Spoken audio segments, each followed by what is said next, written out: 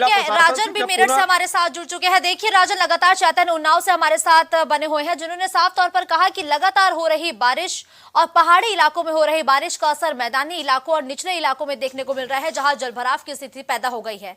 राजन, मेरठ की अगर हम बात करें तो वहां पर राहत और बचाव की टीम कैसे काम कर रही है? क्या नदियां मेरठ में भी उफान पर है?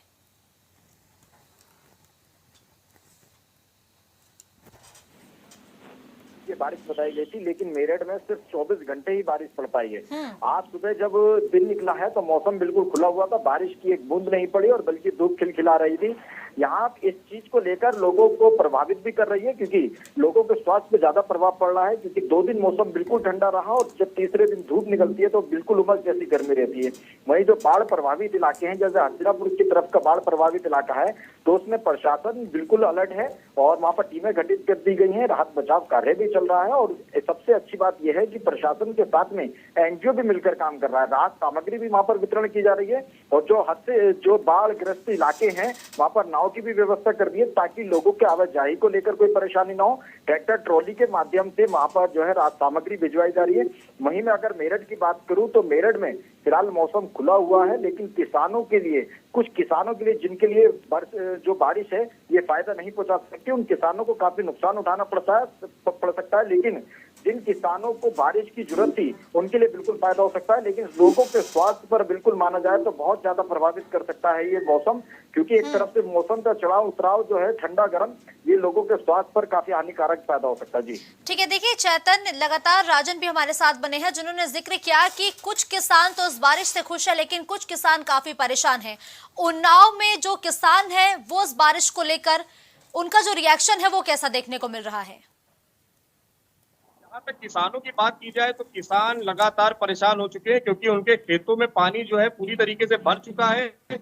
वहां पे लगातार जो ग्रामीण क्षेत्र थे, वहां पे जो आवागमन के रास्ते थे वो बाधित हो चुके हैं। वहां पे कटान हो चुकी है, जिस वजह से ग्रामीण जो है अपने गंतव्य तक नहीं पहुंच पा रहे हैं। और जो किसान की बात की जाए तो उनके खेतों में पानी इस हद तक भर चुका है कि उनकी फसलें बर्बाद हो रही हैं। तो कहीं ना कहीं जो ये बारिश है और जो बाढ़ का जल स्तर है, उसने गरीब तबके, किसान और जो भी गंगा के किनारे रहने वाले लोगों को काफी परेशान रखा हुआ है।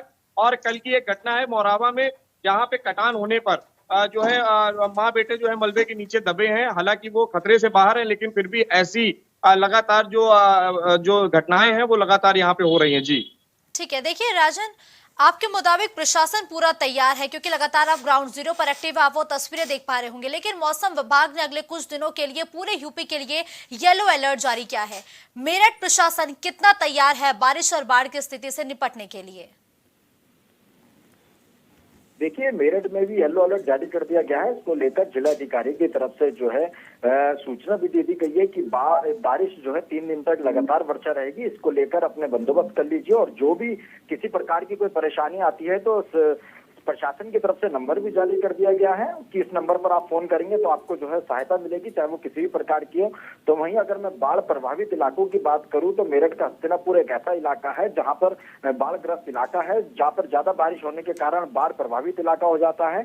तो वहां पर लोगों को कुछ ज्यादा परेशानियों का सामना करना पड़ रहा है, लेकिन प्रशासन लगातार उनके साथ 1-to-1 कर रहा है, यानी कि लगातार उनके साथ में बातचीत कर रहा है। जो भी मदद हो रही है प्रशासन की तरफ से वो लगातार की जा रही है। लेकिन जो 24 घंटे की बारिश हुई है, इस बारिश ने मेरठ में फिलहाल गर्मी जो है बहुत ज्यादा बढ़ा दी है, क्योंकि 2 दिन की बारिश के बाद में जो तीसरे दिन धूप निकली है उससे उमस भरी गर्मी हो गई। लोगों को तो यही राहत थी कि शायद 3 दिन तक बारिश पड़ेगी, मौसम में कहीं ना कहीं उछाल आएगा, गर्मी से राहत मिलेगी, लेकिन वो ऐसा कुछ भी नहीं देखा गया। जो तीसरे दिन की जो धूप खिली है उससे लोगों को काफी परेशानियों का सामना करना पड़ रहा है। वहीं अच्छी बात यह है कि प्रशासन के साथ में मिलकर एनजीओ, लगातार कई संस्थाएं ऐसी हैं जो प्रशासन के साथ में मिलकर राहत बचाव कार्य में जुटी हुई है और प्रशासन का सहयोग कर रही है। लोगों